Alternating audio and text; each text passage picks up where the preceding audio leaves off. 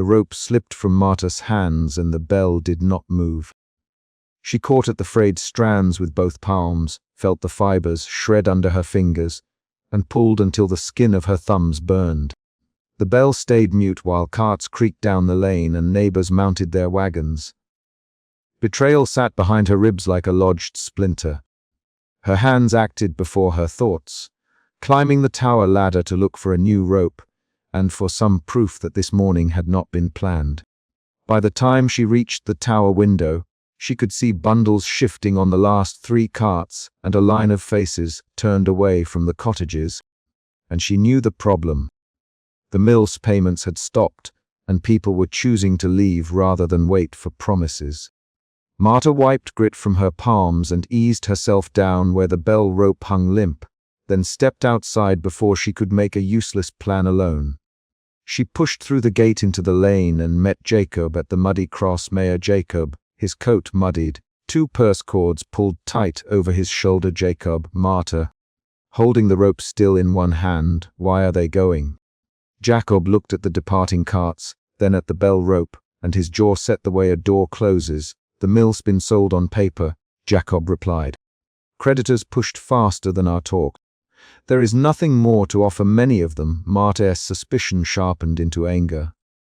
She stepped between the carts and the gate and planted her feet so others couldn't pass unnoticed.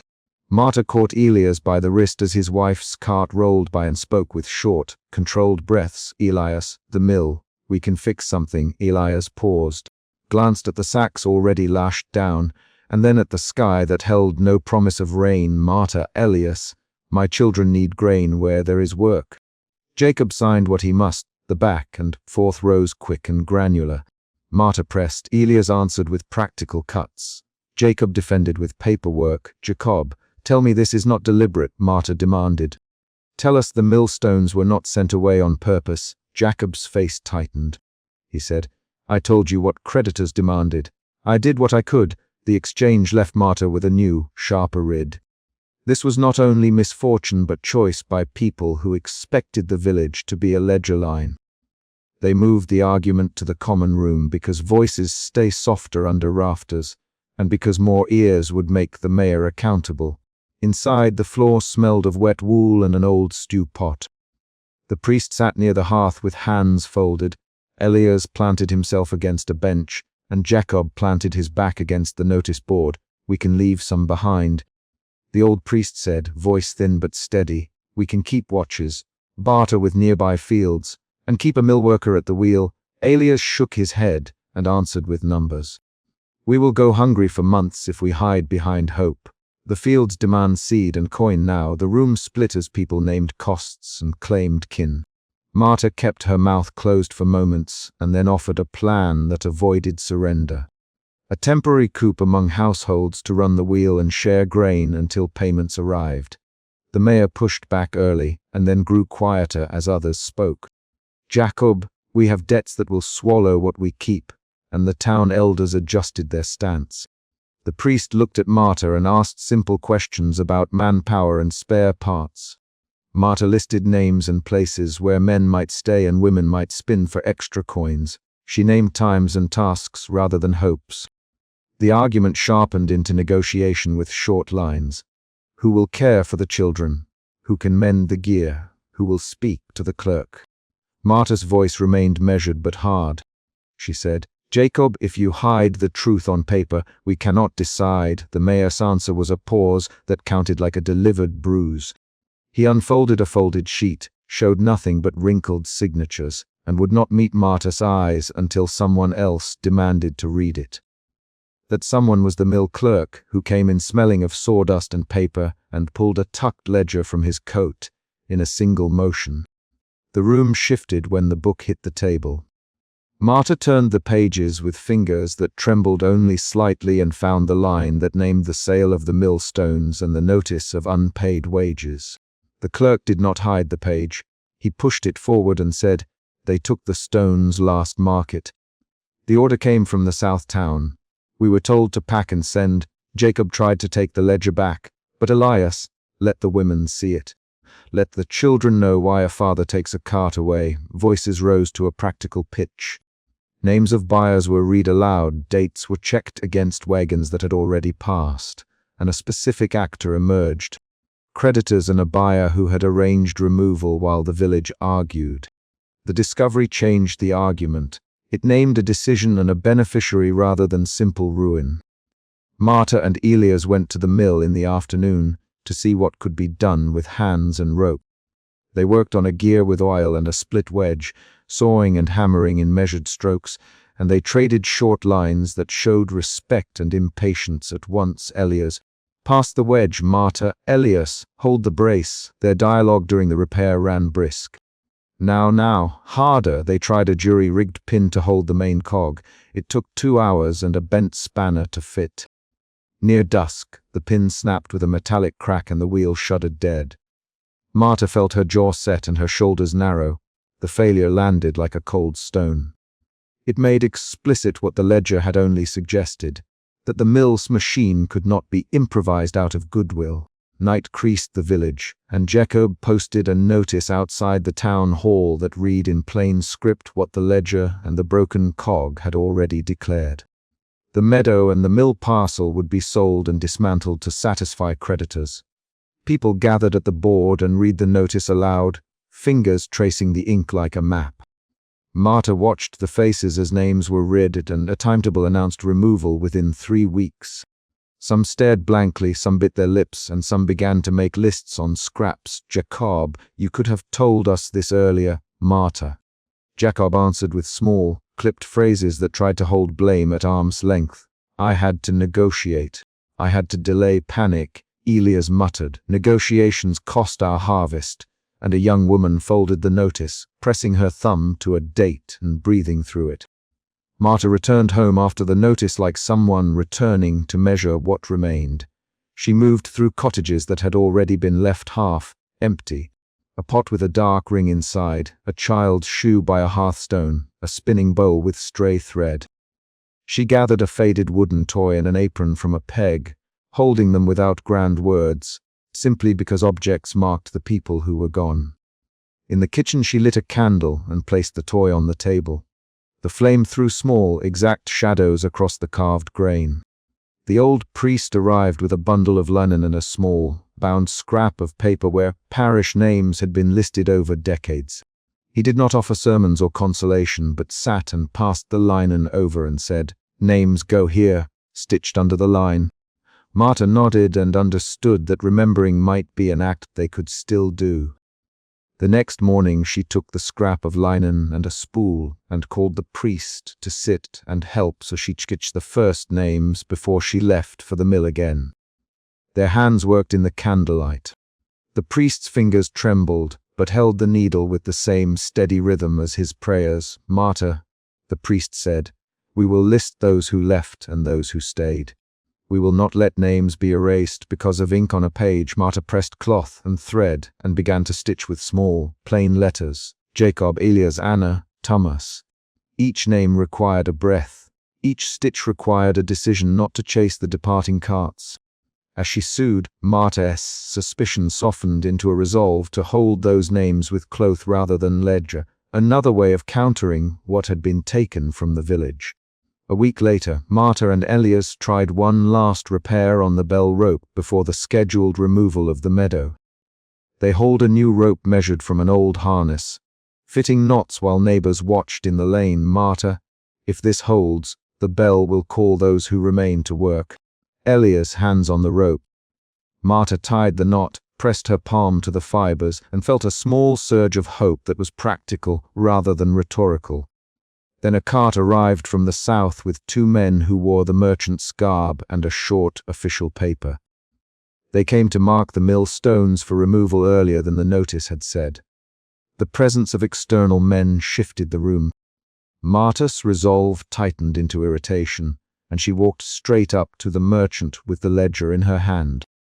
The merchant unfolded a seal and offered a paper that named the buyers and the timeline, and wore the look of someone paid to be indifferent. "These stones are recorded as our property now," he said.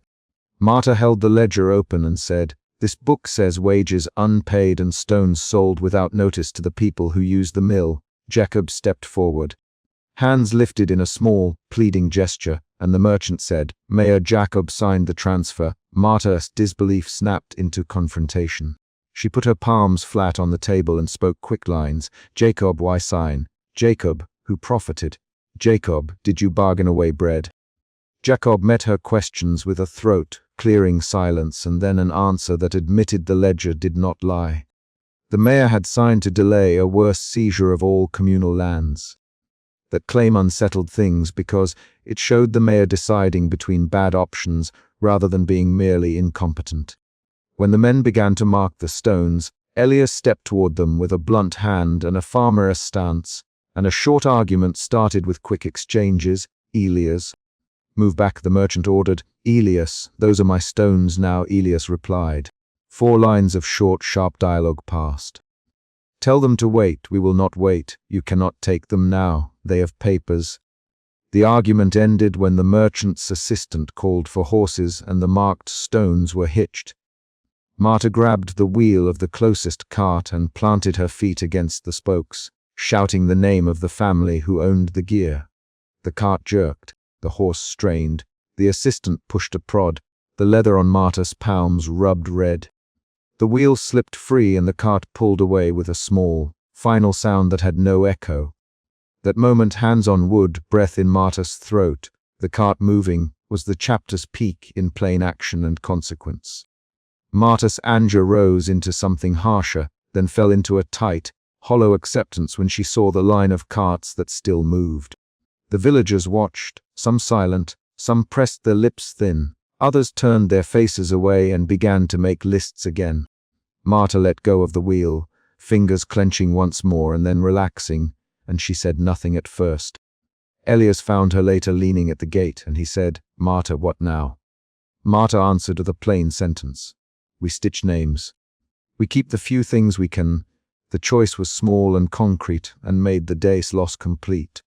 The village would not be saved by a repaired cog. It would be kept in hands and cloth. Marta walked through the empty cottages that night with a lantern and a small satchel, taking down a child's toy and a shirt and a carved spoon from porches where people had left in haste. She stacked them at her own hearth with precise movements, not ceremonial and not sentimental. Each object she placed down with a label stitched onto cloth. The priest sat with her and read names aloud while she sued. The act of listing turned grief into a task that used the hands and kept thought practical. "Marta," the priest said between stitches, "you stitch more than cloth. You stitch time." Marta did not answer with a speech but with a movement. She tied a knot that would last and sewed a hem that would not come loose. At dawn, Marta pinned the cloth with names to the inside of the church door before she left to check the mill one last time. The wind took no notice of the cloth, but passers-by did.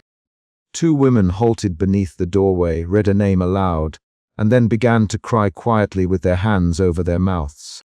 That small reaction was the kind of history Marta wanted, people noticing names, stopping to say them. She stepped away from the door and walked to the lane where the first carts had gone, and where the last cart had left a clear rut in the road. The rut was a visible record that work had been taken from the village. Marta touched the rut with the heel of her hand and then turned toward her own house to bring back the child's toy and the apron. Feeling the shape of the village narrowed down to what she could hold. The final action of the chapter is that she closed her own door behind the objects and sat at the table with the priest and the stitched list, and the book of names lay open between them as the day began its small, steady work. Marta tore the parchment free from the well-post and held it until rain blurred the ink. Betrayal sat in the wet lines. Market rights suspended, road maintenance halted, the Manor S sealer fixed. She shouted after the mounted messenger without thinking, "Stop." She called, "Who signed this?" The messenger glanced back once, reins tight, and did not answer. Within her first moments at the well, Marta felt suspicion harden into betrayal. That feeling moved her feet before she could form a plan. She shoved the paper into her apron and ran. The bell rope in the tower had already been frayed once. She remembered that, and the memory tightened her hands. Earlier that week the rope had slipped from her palms while neighbors loaded carts. and the bell had stayed mute. Now the well-post announced a second silence, written instead of rung, and Marta's mind found the same shape, official words replacing the daily work that kept mouths fed. She arrived at the lane breathless. Thomas the miller was there, flour still on his cuffs, watching the mud where the cart ruts met the road. Marta, he said, voice short. They nailed something up and then rode off. Marta handed him the parchment.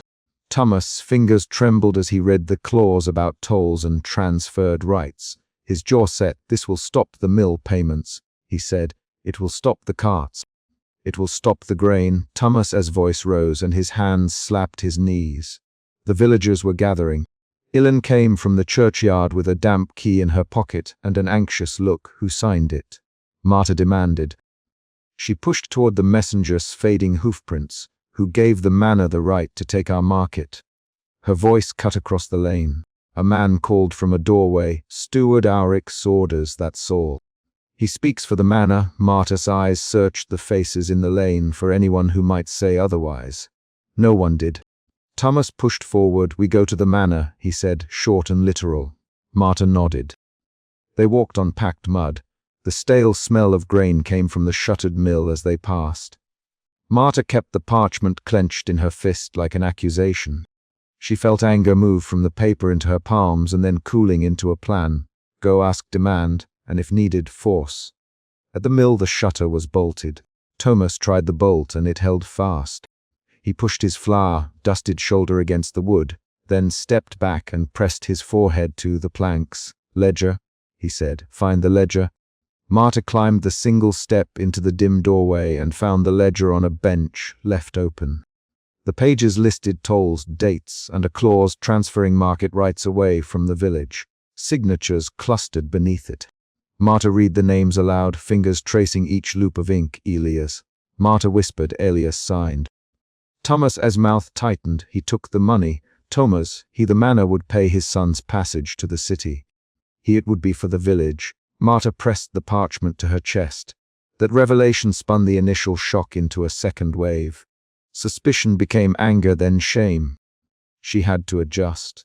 She could not only confront Auric now, she had to reckon with neighbors who had chosen coin over the village. They called a small meeting beneath the leaning yew in the churchyard. Elin unlocked the chest with the damp key and spread out a damp, folded map. The map showed a new road cut wide and straight, skirting the village by a furlong and arriving at the manor gates instead. Men had drawn clear lines where trade would flow. Marta leaned over inked ridges and pointed. They will not pass our lane any longer, she said. They will go around us. They will call us optional, Thomas. His voice went low. Optional means empty houses soon. Elan's hands shook as she refolded the map. Look here, she said, tapping a margin note about a post and a plank to be nailed across the lane. It is already planned. A hush followed that line of paper and wood. The villagers exchanged names. Elias, Jutta Anders. Some faces reddened. Others looked away. Marta felt the second emotion shift that afternoon. Doubt slid into focused accusation, then into a slow comprehension of a deliberate rewrote. Her hands smoothed her apron. She set her bag on a low stone and said quietly, we go to the manor together. The sentence moved from plan into force when Thomas put his palm on her shoulder in agreement and Ilan nodded. They walked the mud road toward the manor. The sky stayed flat and low. Rain had left the earth soft. At the gate they found men with measuring rods and newly sawn signposts leaning like painted teeth. Workmen hauled nails and planks. Surveyors marked lines with charcoal. One of the workmen swung a hammer, and the ring of iron against wood sounded like a mechanical bell. Marta stopped short. The new signposts read names that pointed away from the village, and the surveyors did not meet their eyes when she asked why. A foreman stepped forward. He spoke quickly, orders from Captain Voss at the manor. The lane is to be marked optional and traffic rerouted. Marta demanded to see the orders. The foreman turned the papers without hesitation and showed a seal. Marta scanned the parchment and found signatures there too. Steward Auric. She read aloud. He signed this. The name landed like a weight. She felt betrayal widen to include the manor steward. She, the foreman, did anyone in the village accept payment? The foreman shrugged, some took coin, others did not. I do not know names, Marta's lips pressed tight. Thomas grabbed the foreman's sleeve who took the coin, he demanded. The foreman lifted both hands, not my place to say. I drive posts, I measure lanes. Asked the steward, the exchange was short and sharp. It left the villagers with a mounting list of grievances and no single target. Marta felt the emotion shift again. Anger into a cold, logical ache of finding evidence and building a case. They entered the manor courtyard and found Steward Ulrich on a low stone bench, papers spread across his knee. He looked up without surprise. You have come, he said. His voice was even. Marta put the parchment on his knee and pointed. Why? She asked. Why take our market? Why cut us off? Ulrich tapped the signatures. The manor must maintain roads where it will get trade. Some villagers accepted compensation, others refused. The manor cannot hold markets with incomplete tolls. Thomas spoke them who? Name them. Ulrich slid the parchments across the stone. Signed here. Many names. Contracts are lawful. He did not meet Marta's eyes when she searched the list and found one name that stopped her. Jutta, whose cottage sat next to Marta's loom.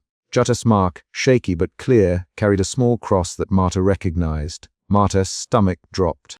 She had to keep her voice even. Jutta took money. She asked you charity or necessity. Ulrich shrugged. People make choices. I offered coins to relieve burdens. Some took it for family travel, others for debt. Thomas' voice rose then. You call this relief? You call sending a road around our lane relief? The steward turned the paper. I call it administration, he said.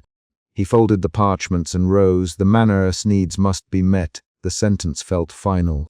Marta felt anger flare into a personal betrayal.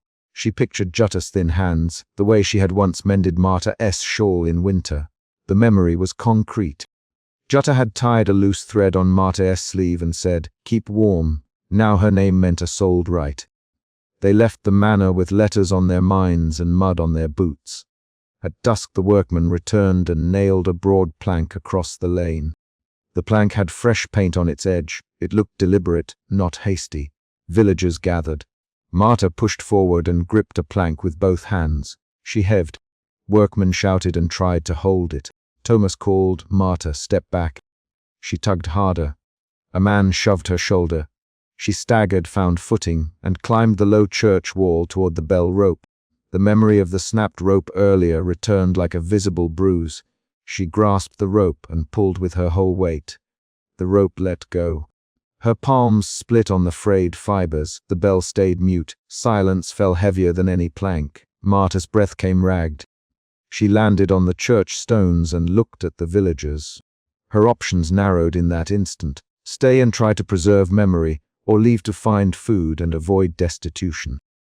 The immediate emotion shift here moved from furious struggle to a concentrated, atching clarity. She could not rely on a bell that would not ring. She had to choose whether staying would be maintenance of memory or a slow passage to ruin. At the inn that night a small circle gathered by the hearth. Carved wooden mugs clinked. Thomas slammed his fist on a table. They have taken the road, he said. They have taken the market. We have to decide who goes. Ilan unfolded the map again and spread it on the table. We can carry names and goods to the next market, she suggested, voice low. Marta answered, we preserve records here. I will stay a while longer. Thomas looked at her. Stay for what? He asked. For names, for the ledger, for the spindle. Marta touched the spindle at her waist. For the ledger, she said. For who belonged here? For the child toys. Ilan sighed and then said, I will take a bundle to the next town and leave a note with your name, Marta. I cannot stay. Thomas nodded. I go with Ellen for now, he said. They spoke in short lines, bargaining quietly. Who will keep the mill's key? Thomas, I will. Marta, who will take the ledger if they worry? Ilan answered, I will copy the names. The conversation moved like thread through a loom. Voices overlapped, but each line carried a decision. Outside a cart creaked as it was loaded. The villagers packing told stories in clipped sentences. We have no work if the lane is closed. An older woman said, we have to move where the work is. Elias offered coin and they left. Thomas muttered he left before dawn with his boy. The names repeated. They hardened into a list of departures. At dawn Marta returned to her cottage. She moved through tasks with precise gestures. She dried the spindle, dusted the small wooden toy, and stitched a cloth with 3 names. Her fingers worked rhythmically. She placed the spindle and toy into the cloth and tied it with a strip of linen. Each knot was a small, visible vow. The actions held feeling tightening, securing, refusing to let objects slip away unnamed. She walked out to the lane with the bundle and set it on her table by the window. Neighbors passed with loaded carts. A child named Mira waved from a neighbor's wagon. Marta called to her, "Say your grandmother's name to me later." The child shouted back pleasantly, "Ah!"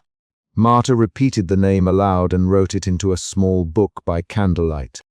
She felt careful and slow, the opposite of the sudden violence of the plank and the ledger's stroke.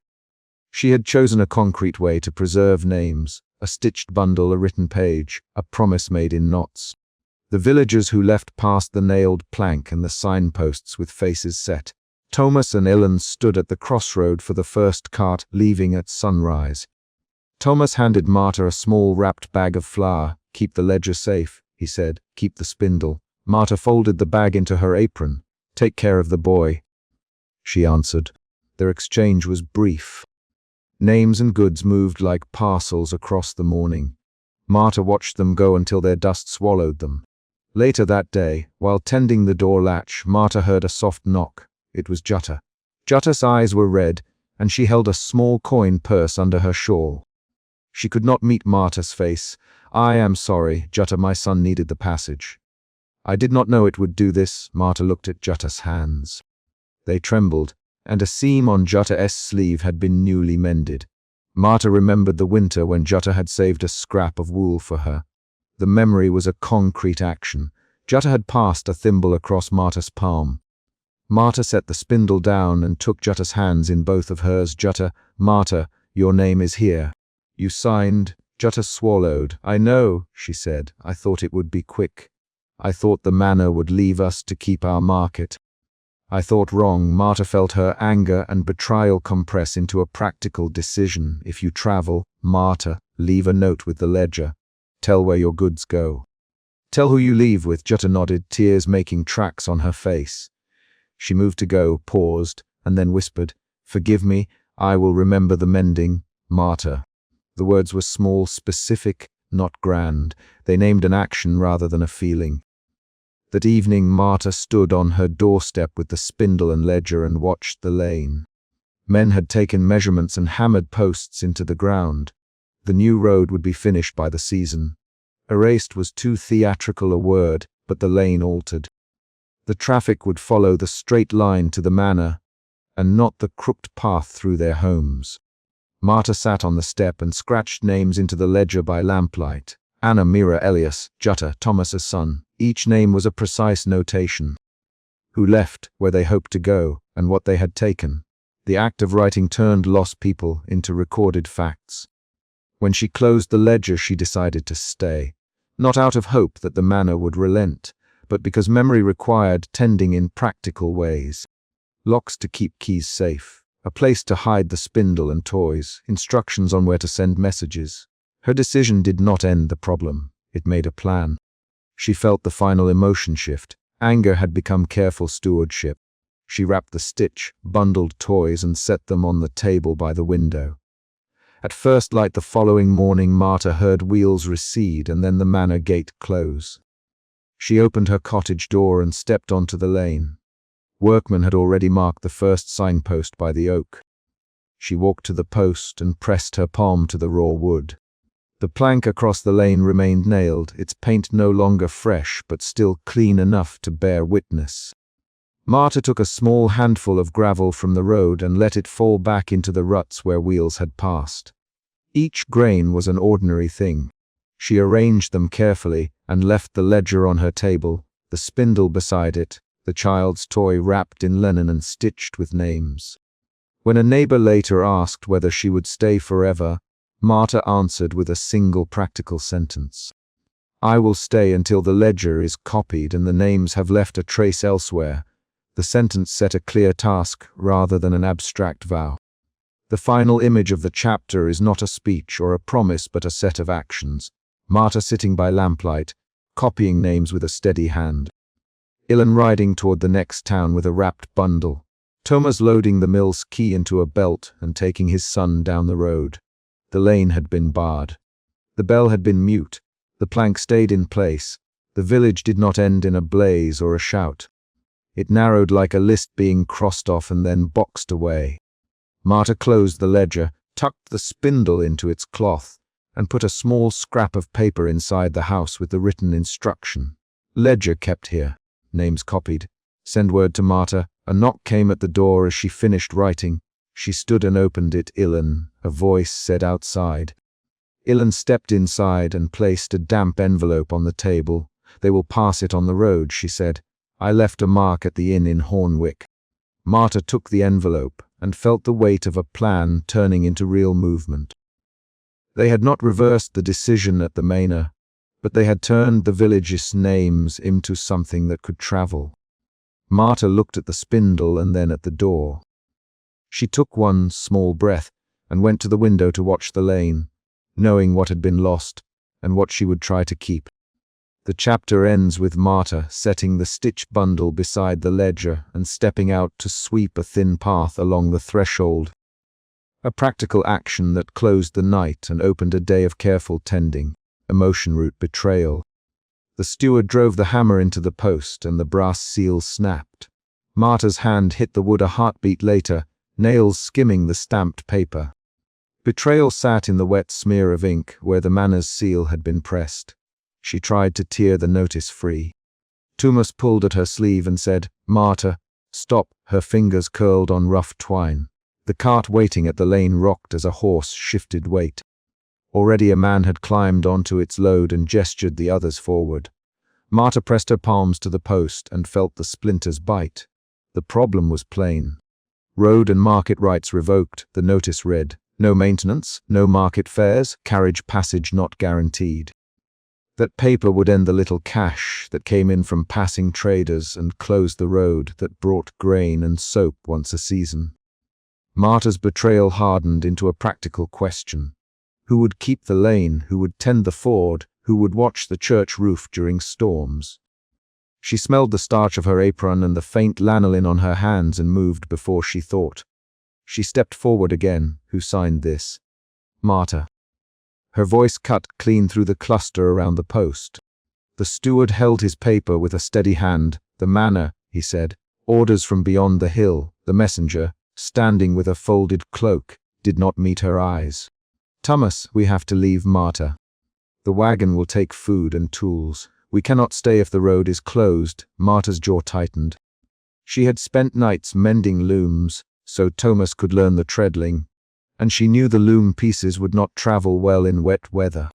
A woman nearby, called Old Widow by others because she had no kin, stepped close and scanned the seal. They'll offer coin and a ride, the widow said. She folded her hands round her shawl.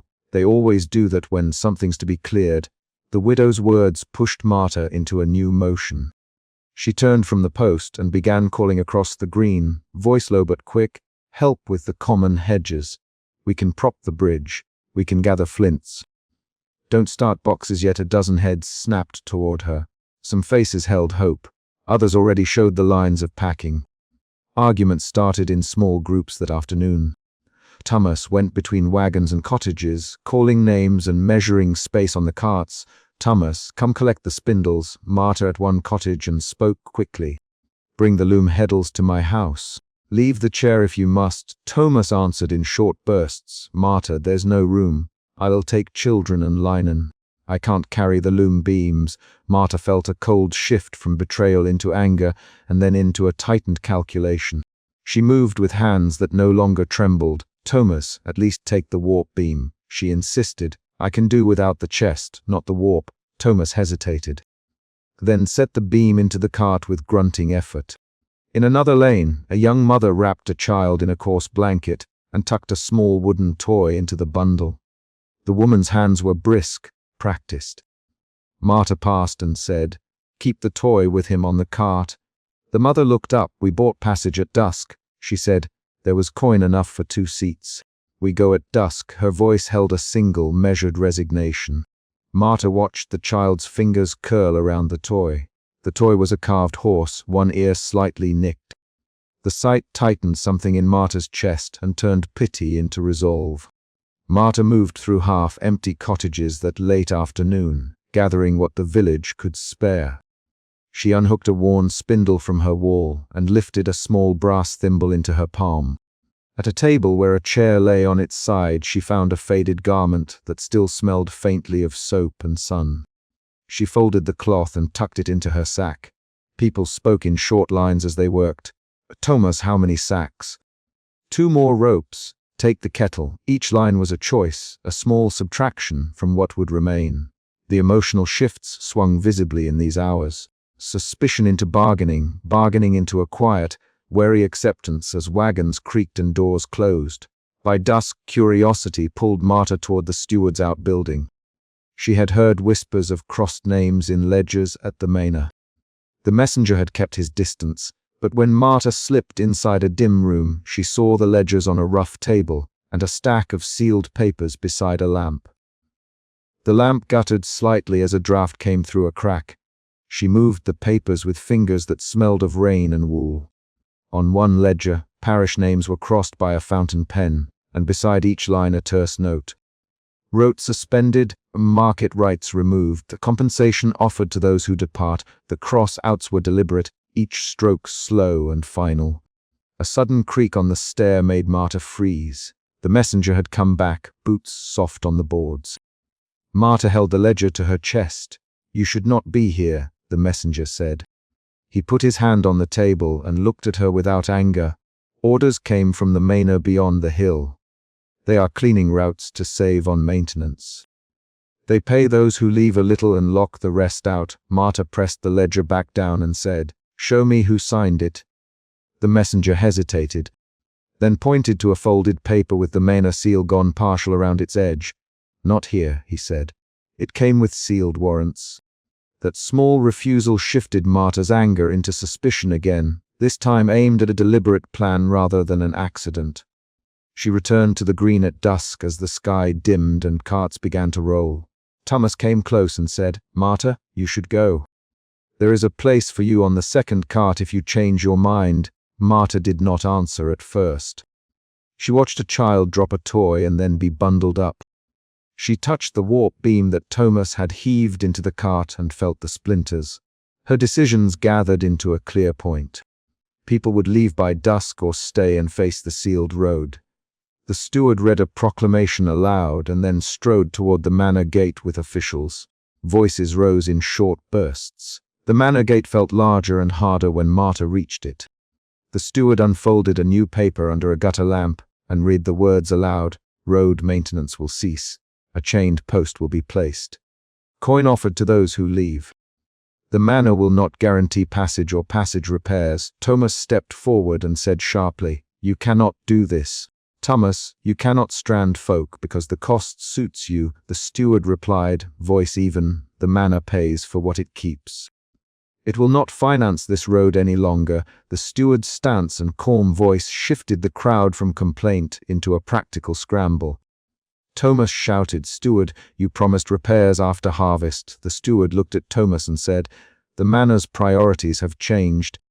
That line tightened the argument into a rapid exchange. Marta moved close and said, "Who decided those priorities?" The steward folded the paper and said, "The Lord signed by council. I act on his orders." Marta felt a sudden, hot anger that made her hands clench. She lunged sideways and tried to block the men carrying the chained post. Hands grabbed her. "Marta, stand back." "Thomas." The steward nodded to his men, and they set the post into place, chains clanking. Someone pushed Marta hard enough to make her stumble. A child's toy spun in the dust beside her, its paint rubbed to pale wood. The shove changed the day. The guard closed the chain, and the road had a physical weight across it. A cart strained against its harness and then, with a slow groan, rolled away down the lane that still stood open on the other side. Marta reached and touched the small toy on the ground. Her thumb smoothed the nick in the ear. Around her, people made fast choices. Who would lift a bundle and walk? Who would leave behind a stool or a bed? Thomas bent to help a mother lift her trunk and said, "Thomas, be careful with the trunk." "I will," he answered. After the gate closed, voices thinned and carts disappeared into the evening like marks being erased. Some left by moonlight with only what they could strap to a horse. Others stayed to sort what would remain. Marta folded away her spindle and slipped the small toy into her pocket. She did not speak at first. The old widow sat on a step and said, "Marta, you must decide."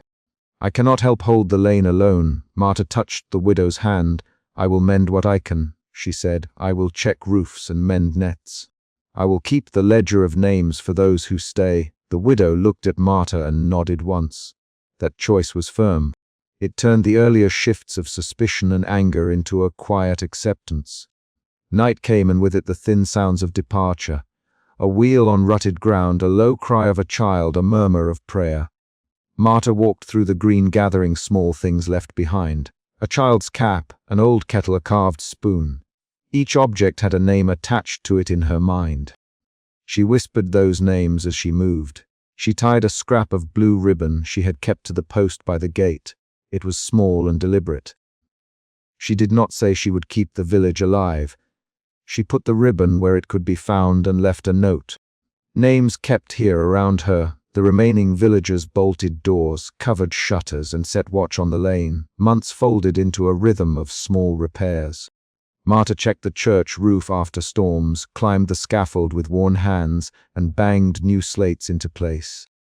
She traded woven yards for grain with a young man who had stayed because his aged mother needed tending. Thomas came and went at odd hours with news of roads beyond, new markets, new fairs, rare traders. Once the messenger returned with a parcel meant for someone who had left. He handed it to Marta and said, "They wanted these books left should any stay." She opened the parcel and found a handful of brittle letters and a pressed sprig of thyme. Each thing anchored a moment into a concrete recall. Those deliveries moved her from resignation into a slow, careful determination to keep names intact. One dawn, moss had crept into the churchyard, and thin wheat pushed up between the cobbles. Marta walked the lane and noted cracked mortar and a bench loose at one end.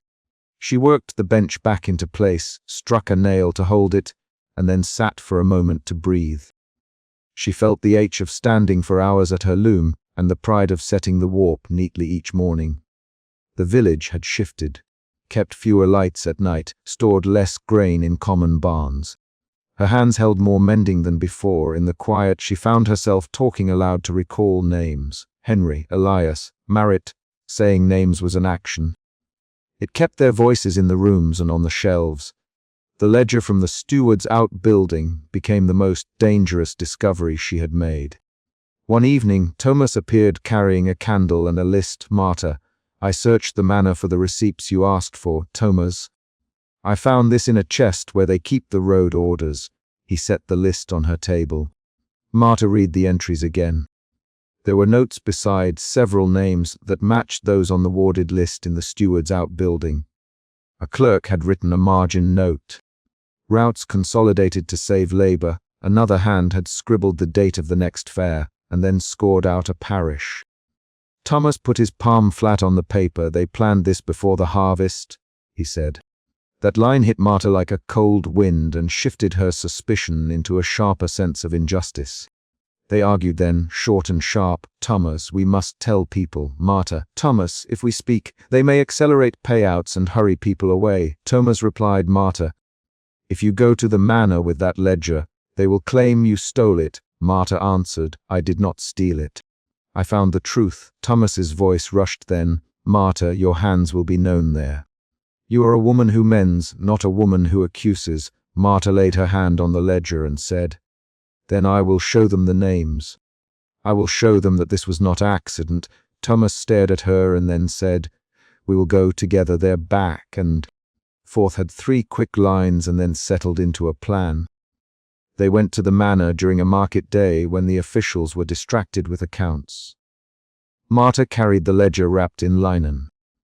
Tobias, another villager who had stayed to tend his aging father, walked with her and kept watch at the lane.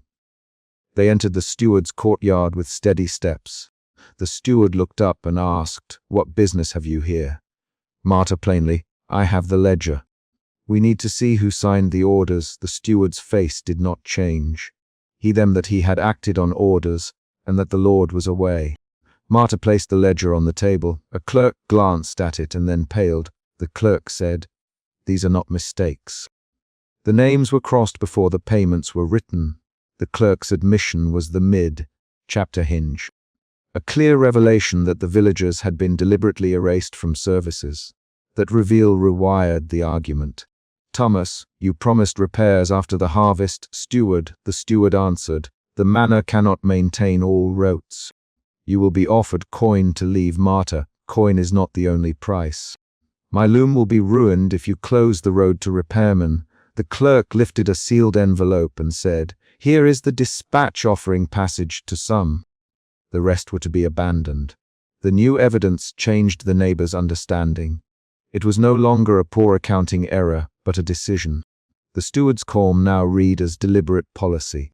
Confrontation rose into a short clash. "Steward, Thomas, voice tight, how can you look at our ledger and tell us this is only business?" The steward replied, "I look at accounts and make calls." Thomas pushed and Marta added, "You look at names and sign away lives." The steward's answer was measured. "The manor has limited funds. Priorities are set." The exchange had 5 quick lines and then broke into a tense pause where no one moved. The clerk, whose hands were ink-stained, shifted and said, "Some of those crossed names were marked because the Lord feared trouble from nearby holdfasts. They thought fewer mouths would make less need for patrols." That line was a twist that reframed motive. Security and convenience, not mere thrift. Marta stepped back and felt a new shift under her sternum, from anger into a cold, clear resolve to act not by force but by leaving a trace. She understood that challenging the manor directly would risk forced removal. Instead, she returned to the village with Thomas and Tobias and set a different course. They wrote names on slips of parchment, copied ledger entries into a bound book, and hid the ledger in a hollow under the church floor. They spoke in brief lines as they worked. "Marta, who will we send word to?" "Thomas." Marta answered, "We will send letters to towns where traders pass. We will keep the names where people can find them." That plan was practical. It changed the fight from confrontation to preservation. The months after the gate closed clarified who the village still was. Some who had left prospered elsewhere and sent rare coins or news. Others did not send word. Marta kept a ledger of those who remained, and she kept it under her mattress for safety. She mended, tended, and recorded. When a stranger came with a cart bearing seed, Marta bartered woven cloth for grain and wrote the name into her book. When the messenger returned once with news of a new toll on a road farther on, he stopped at Marta's door and left a sealed note. The note listed a few names of men who had once carried timber through their lane. The names were crossed and appended with a single sentence. Rotes reduced to save on watch. Each external event, packages, letters, visiting traders, appeared every few paragraphs and kept the action moving. On a pale dawn months later, Marta walked the lane to the churchyard and found moss between the stones and wheat thinly pushing up through cracks.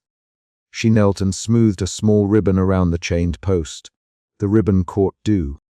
She placed a wooden peg beside the post and wrote names on small slips, folding them and tucking them into a hollow under the peg. She each name aloud and then pressed the slip in place. "Henry," she said. "Elias." Her voice was small but steady. Thomas watched from the lane and said nothing. The act was not a speech. It was a deliberate record. A final, quiet resolution came the evening Marta tied a second ribbon to the chain and watched Thomas walk away with his own load. "Thomas, if you ever return, look for the ribbons," she said. Thomas turned, shoulders square, and answered, "I will look." He did not promise more. That lack of promise was a concrete end. Marta closed the gate to the green and set a small carved horse on the step where she could see it from her loom. The toy's nicked ear was a memory of the child who had left.